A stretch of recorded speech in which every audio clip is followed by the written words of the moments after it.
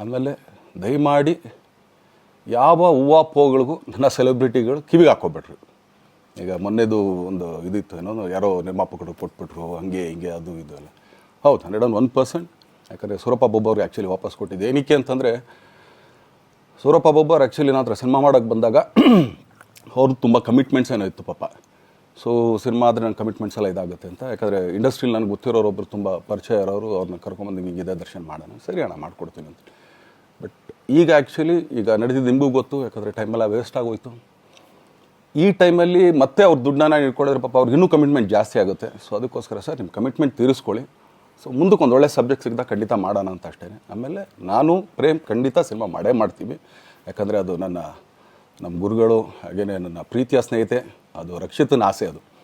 So ಇಲ್ಲ ಮಾಡೇ ಮಾಡೋಣ. ಸೊ ಬಟ್ ಒಂದೇನಂದರೆ KVN ಪ್ರೊಡಕ್ಷನ್ಸ್ ಅವರು ಪ್ರೊಡಕ್ಷನ್ ಮಾಡ್ತಾ ಇದ್ದಾರೆ.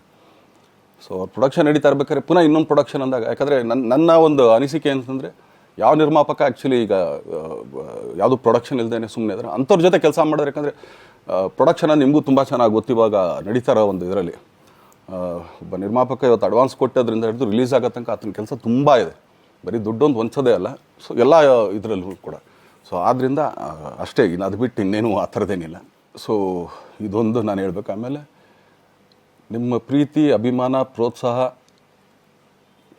ನನ್ನಂಥವ್ರ ಮೇಲೆ ಇರೋದಕ್ಕೆ ನಾನು ಯಾವತ್ತೂ ಚಿರಋಣಿಯಾಗಿರ್ತೀನಿ. ಯಾಕಂದರೆ ನಿಮ್ಗೆ ಯಾವುದೇ ಕಾರಣಕ್ಕೂ ಏನಂತಾರೆ ಅದನ್ನು ತೀರ್ಸೋಕ್ಕೆ ನನ್ನ ಕೈಲಾಗಲ್ಲ. ಯಾಕಂದರೆ ನೀವು ಕೊಟ್ಟರಷ್ಟು ಪ್ರೀತಿ, ಆಮೇಲೆ ಪ್ರೀತಿಗಿಂತ ಹೆಚ್ಚಾಗಿ ಒಂದು ಸಪೋರ್ಟ್ ಅಂತ ಹೇಳ್ತಿರಲಿಲ್ಲ. ಇವಾಗ ಆ್ಯಕ್ಚುಲಿ ಸ್ವಲ್ಪ ಚಾರ್ಜ್ ಹಿಂಗೆ ತಿರುಗೋಗಿದೆ. ಬಟ್ ಆದರೂ ಇವತ್ತು ಹಿಂಗೆ ನಿಂತ್ಕೊಳ್ಳೋಕ್ಕೆ ಹಿಂಗೆ ಸಪೋರ್ಟ್ ಕೊಡ್ತಾ ಇದ್ದಾರಲ್ಲ, ಸೊ ಅದಕ್ಕೆ ನಾನಾಗಲಿ ನನ್ನನ್ನು ನಂಬ್ಕೊಡೋರು ಎಲ್ಲರೂ ಕೂಡ ನಿಮ್ಗಳಿಗೆ ಚಿರಋಣಿ ಅಂತ ಹೇಳೋಕ್ಕೆ ಇಷ್ಟಪಡ್ತೀನಿ. ಆಮೇಲೆ